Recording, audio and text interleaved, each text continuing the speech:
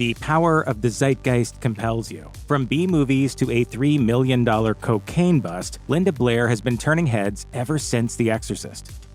Linda Blair cemented her place in cinematic history with her role as Regan in 1973's The Exorcist. In the aftermath of The Exorcist, Linda Blair was swept up in a whirlwind of publicity. Audiences were concerned that Blair had been irreparably damaged by the things she was asked to act out on screen, even suggesting that the role might have driven her insane. Blair, though, refuted that. She told the Desert Sun in the 1977 interview, "I know some people might have had problems, but to me it was just a job." While certain audiences sent the young actor death threats for glorifying Satan, critics heaped praise on her performance. In addition to being nominated for an award for Most Promising Newcomer, she won Best Supporting Actress at the Golden Globes. She even received an Academy Award nomination. The message was clear. The Exorcist catapulted Blair to stardom, and in many ways, the role would haunt her forever.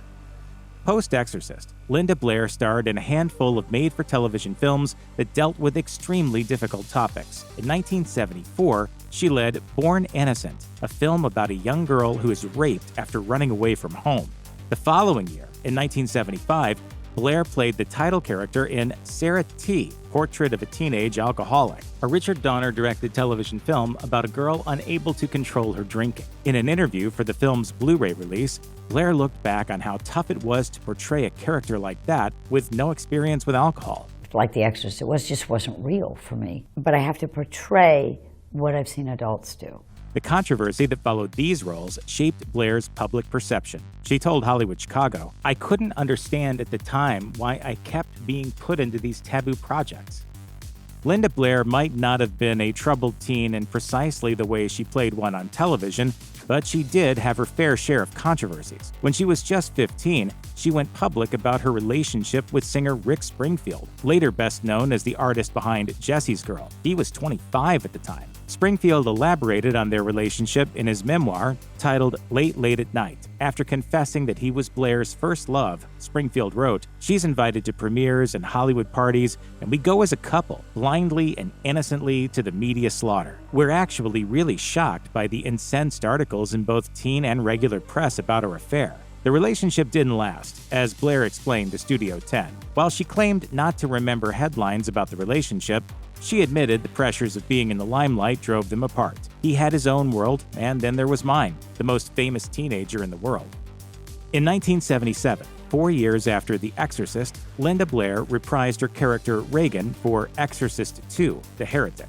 Pazuzu's Regan is the only Regan. The sequel presented Blair with a number of new opportunities to showcase her range, including performing her own stunts. Regan jumps onto a moving train in the film, and at one point she also sleepwalks along the edge of a rooftop 34 stories up. Blair explained to the Desert Sun, "I'm not into using stunt people. I feel that doing that sort of thing is part of acting. I think doubles should only be used when you really might get hurt." Unfortunately, while The Exorcist is routinely touted as one of the best films of all time, the sequel was not critically acclaimed. To put it mildly, Exorcist II, The Heretic, currently sits at a paltry 11% fresh rating on Rotten Tomatoes. Linda Blair is a horse girl. She's always been so much of a horse girl, in fact, that her character in The Exorcist loves horses specifically because Blair does too. "Oh, Mom, can't we get a horse?" Well, now, we're in Washington, honey. When she completed filming on the movie, she even received a horse as a gift. She told IGN, "I named the horse Best Director because I believed it came from Billy Friedkin." She kind of regretted the name. She only learned later that William Peter Blatty, who wrote the book the film was based on as well as the film's script, had contributed to the gift as well. When she turned 18, after the release of Exorcist II, The Heretic, Blair took time off from acting to focus on her first love. She already had some experience showing horses professionally, but she spent a year doing nothing else.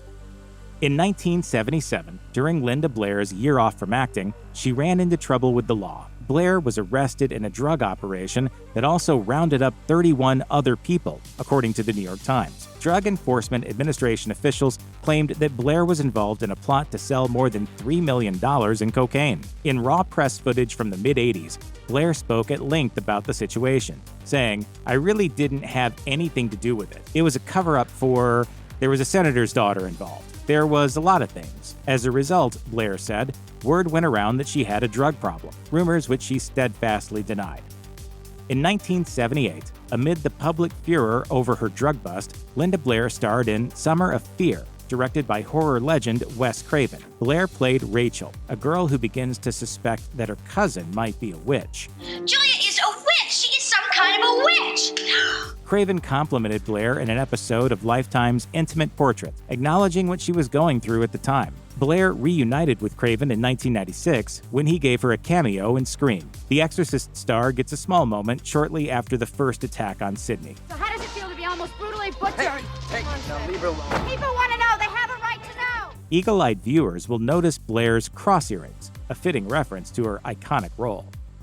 Linda Blair's ongoing transition meant that she spent much of the 1980s as a scream queen, acting in a number of schlocky horror and action films. In 1981's Hell Night, she played a young woman who spends a dreadful night in a terrifying mansion. In Savage Streets, she played a crossbow-wielding vigilante who hunts down the gang that harmed her sister. In an interview for the film's home video release, Blair recalled signing up because she liked the character's independence. It was an easy choice to say yes to a project that would allow me to have some fun and be a strong female character. Finally, in 1990, Blair starred in Repossessed, a spoof of The Exorcist that saw her once again bound to a bed with the devil inside. In the 90s, a theme park called Spooky World opened in Berlin, Massachusetts. The horror-themed location boasted groundbreaking for the time attractions, like haunted hayrides and horror houses. Enter the new black hole. If you dare. It also gave fans the chance to meet some horror stars. Luminaries like Kane Hodder of Friday the 13th fame, special effects legend Tom Savini, and Monster Mash singer Bobby Pickett all turned up, entertaining guests and signing autographs. Linda Blair, too, went to Spooky World numerous times. This was still a relatively new concept at the time. The modern horror convention industry had yet to emerge. Even though she had, at times, chafed against only being known for The Exorcist, Blair enjoyed going to Spooky World to interact with fans. She spoke with the Sun Chronicle about her appearance, saying, "I feel this is a treasured time in my life. I have the opportunity to meet people who each has a different story to tell about how the film affected them. I really enjoy meeting them."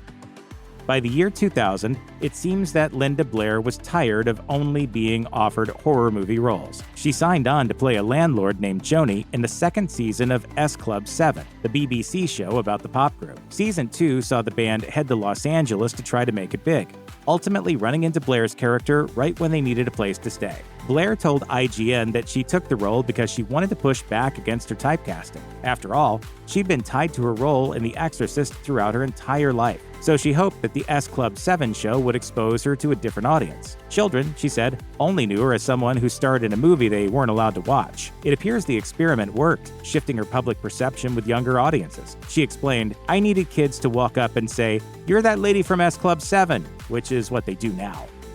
In 2003, Blair started the Linda Blair Worldheart Foundation, which helps rescue animals abandoned by their owners, supports conservation efforts, and works against cruel sports like dogfighting. She told Hollywood Chicago, "I've made my childhood dream my adult life's work. It is my goal to make changes in this country before I die on behalf of the animals." The foundation is still going strong, and Blair devotes the majority of her time to these efforts. On Instagram in 2023, Blair pointed out that widespread economic uncertainty means pet food and veterinary care are more expensive than ever, and she wrote that the LBWF helps however they can. Something like Exorcist as a platform really led to you truly exorcising real evil from the earth for the rest of your life. Yeah. In 2006, Linda Blair appeared in a Season 2 episode of Supernatural entitled The Usual Suspects. She played Detective Diana Ballard, a cop investigating a case where Dean is accused of murder. While Diana is a fully realized character, the episode ends by poking fun at Blair's horror history. Does she look familiar to you? No, why? I don't know. Anyway, are you hungry? No. Man, for some reason I could really go for some pea soup. This is, of course, a reference to Blair's infamous vomiting scene in The Exorcist. Blair appeared on KTLA to promote the episode, and she revealed that the show's writers penned the investigation-heavy episode for her. The joke at the end aside, she was glad that the episode wasn't heavy on Supernatural's typical subject matter, sidestepping her horror legacy. She said, "They knew I was apprehensive to do Supernatural, with the fact the theme is usually, demon hunters, vampires. I'm a fan of the show, but I was scared to do it, and so they wrote a 1-hour special for me specifically." At a convention in 2015, Blair said that she would love to reprise the role. But that didn't end up happening before the show went off the air in 2020. Interestingly, if it had, an appearance on season 12 might have had her cross paths with Rich Springfield, who landed a multi-episode arc as Lucifer. These days, Linda Blair doesn't act all that much anymore. Instead, she devotes her time to the Linda Blair Worldheart Foundation. In 2022, Blair partnered with Mint Mobile for an advertising campaign that highlighted her foundation as much as it invited customers to sign up for a new mobile phone plan.